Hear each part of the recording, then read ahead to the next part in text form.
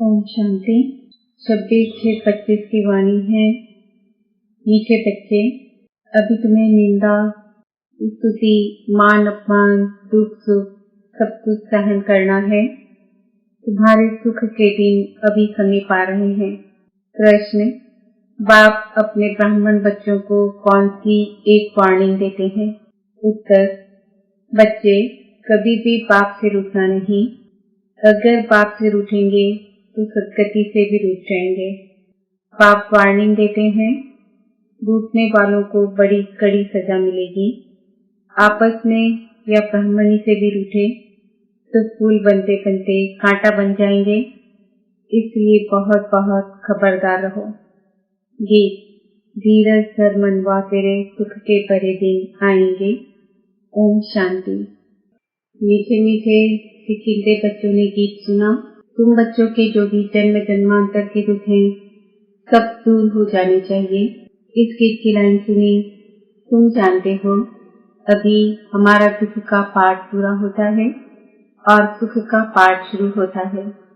जो पूरी रीति नहीं जानते हैं वह किसी न किसी बात में दुख जरूर देखते हैं। यहाँ बाबा के पास आने से भी कोई न कोई प्रकार का दुख भासेगा। बाबा समझ सकते हैं। बहुत बच्चों को तकलीफ होती होगी। जब तीर्थ यात्रा पर जाते हैं तो कहाँ भीड़ होती है, बरसात पड़ जाती है, कभी तूफान लग पड़ते हैं। जो सच्चे भगत होंगे वह तो कहेंगे क्या हर्जा है, भगवान के पास जाते हैं। भगवान समझकर ही यात्रा पर जाते हैं। ढेर के ढेर भगवान हैं मनुष्य के। तो जो अच्छे मजबूत होते हैं वह तो कहते हैं हर्जा नहीं। अच्छे काम में हमेशा विघ्न पड़ते हैं। वापस लौटकर थोड़े ही जाएंगे। कोई कोई तो लौट भी जाते हैं। कभी विघ्न पड़ते हैं, कभी नहीं भी पड़ते हैं। बाप कहते हैं बच्चे, यह भी तुम्हारी यात्रा है। तुम कहेंगे हम बेहद के बाप के पास जाते हैं। वह बाप सबके दुख हरने वाला है, यह निश्चय है। आजकल देखो मधुबन में कितनी भीड़ है। बाबा को ना रहता है, बहुतों को तकलीफ भी होती होगी। पट में सोना पड़ता है। बाबा थोड़े ही चाहता है बच्चों को पट में सुलाएं, परंतु ड्रामा अनुसार भीड़ हो गई है। कल तो पहले भी हुई थी, फिर होगी। इसमें कोई दुख नहीं होना चाहिए। यह भी जानते हैं पढ़ने वाले कोई तो राजा बनेंगे, कोई फिर रंक भी बनेंगे। कोई का ऊंचा मर्तबा, कोई का कम, परंतु सुख जरूर होगा। यह भी बाबा जानते हैं। कोई बहुत कच्चे हैं जो कुछ भी सहन नहीं कर सकते हैं। उन्हों को कुछ तकलीफ होगी, कहेंगे हम तो नाहिक आए, या कहेंगे हमको ब्राह्मणी जोड़ करके ले आई है। ऐसे भी होंगे जो कहेंगे हमको ब्राह्मणी ने नाहिक फंसाया, पूरी पहचान नहीं कि विश्वविद्यालय में आए हैं। इस समय की पढ़ाई से कोई तो राव बनेंगे, कोई रंक भी बनने वाले हैं भविष्य में। यहाँ के रंक और राव में और वहाँ के रंक राव में रात दिन का फर्क होता है। यहाँ के राव भी दुखी हैं तो रंक भी दुखी हैं। वहाँ दोनों सुखी रहते हैं। यहाँ तो है ही पतित विकारी दुनिया भर। किसके पास बहुत धन है, बाप समझाते हैं यह धन माल समृद्धि में मिल जाना है। यह शरीर भी खत्म हो जाएगा, आत्मा तो मुक्ति में नहीं मिलती।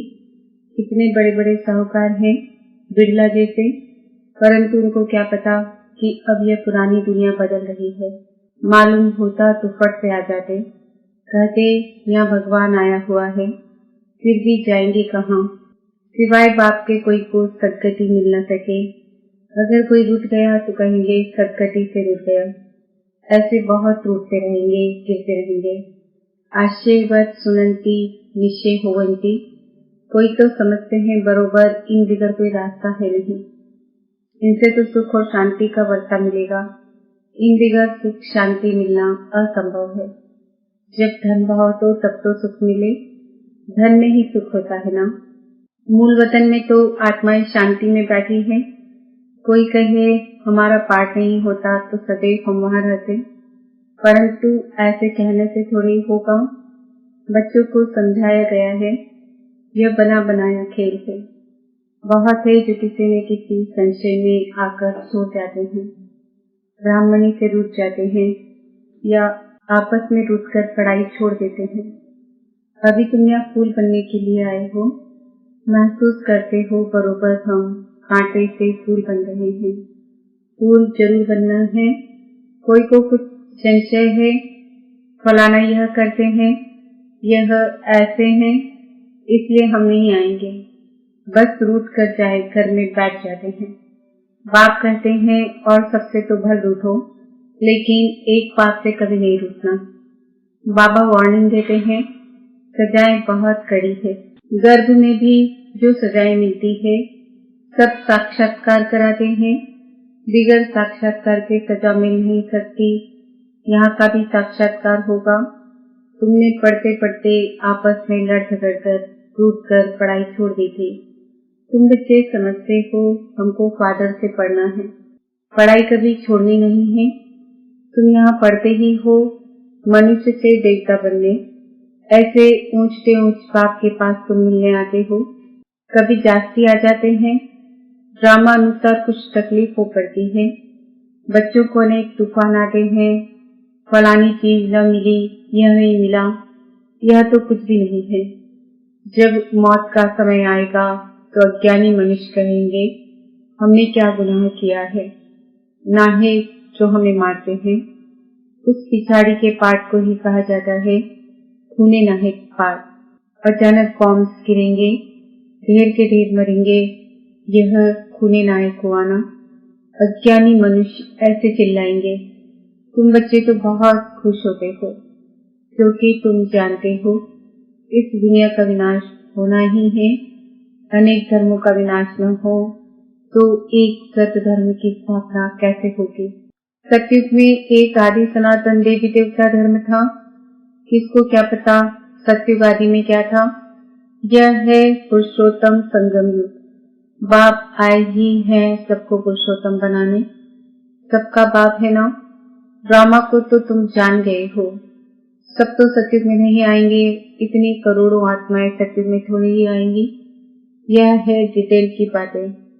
बहुत बच्चियां हैं जो कुछ भी समझती नहीं, भक्ति मार्ग के गिरे हुए हैं, ज्ञान बुद्धि में बैठ न सके। भक्ति की आदत पड़ी हुई है। कहते हैं भगवान क्या नहीं कर सकता, मरे हुए को जिंदा कर सकते हैं। बाबा के पास आते हैं, कहते हैं फलाने मनुष्य ने मरे हुए को जगाया, तो क्या भगवान नहीं कर सकता है। कोई ने अच्छा काम किया तो बस उसकी महिमा करने लग पड़ते हैं। फिर उनके हजारों फॉलोअर्स बन जाएंगे। तुम्हारे पास तो बहुत थोड़े आते हैं। भगवान पढ़ाते हैं, फिर इतने थोड़े क्यों। ऐसे बहुत कहते हैं, अरे यहाँ तो मरना होता है, वहाँ तो कंदर से बड़े भक्के से बैठ गीता सुनाते हैं। भगत लोग सुनते हैं। यहाँ कंदर की बात नहीं। तुमको सिर्फ कहा जाता है बाप को याद करो। गीता में भी यह अक्षर है, मन मना भव। बाप को याद करो तो विकर्म विनाश होंगे। बाप कहते हैं अच्छा ब्राह्मणी सेवा सेंटर से रूठ जाते हो, अच्छा यह तो काम करो और संग तोड़ अपने को आत्मा समझो। एक बाप को याद करो। बाप ही पतित पावन है। बस बाप को याद करते रहो, स्वदर्शन चक्र फिराते रहो। इतना याद किया तो भी स्वर्ग में जरूर आएंगे। स्वर्ग में ऊंच पद तो पुरुषार्थ के अनुसार ही मिलेगा। प्रजा बनानी पड़े, नहीं तो राजाई किस पर करेंगे। जो बहुत मेहनत करते हैं ऊंच पद ही वही पाएंगे। ऊंच पद के लिए ही कितना माथा मारते हैं। पुरुषार्थ बिगड़ कोई रह नहीं सकता। तुम बच्चे जानते हो ऊंच के ऊंच पति पावन बाप है। मनुष्य महिमा भल गाते हैं परंतु अर्थ नहीं समझते हैं। भारत कितना साहूकार था। भारत है स्वर्ग, वंडर ऑफ वर्ल्ड। वह 7 वंडर्स माया के। सारे ड्रामा में ऊंच से ऊंच है स्वर्ग, नीचे से नीचे है नर्क। अभी तुम बाप के पास आए हो, जानते हो मीठा पापा इतना ऊंच से ऊंच ले जाते हैं, उनको कौन भूलेंगे। भल कहाँ भी बाहर जाओ, सिर्फ एक बात याद रखो, बाप को याद करो। बाप ही श्रीमत देते हैं। भगवान उवास न कि ब्रह्मा भगवानुवाद। देवहत का बाप बच्चों से पूछते हैं, बच्चे, हम तुमको इतना साहूकार बनाकर गए, फिर तुम्हारी दुर्गति कैसे हुई? परंतु सुनते ऐसे हैं जैसे कुछ भी समझते नहीं। तो बच्चों को थोड़ी तकलीफ होती है, दुख सुख स्तुति निंदा भी सब सहन करना पड़ता है। यहाँ के मनुष्य देखो कैसे हैं, प्राइम मिनिस्टर को भी पत्थर मारने में देरी नहीं करते हैं।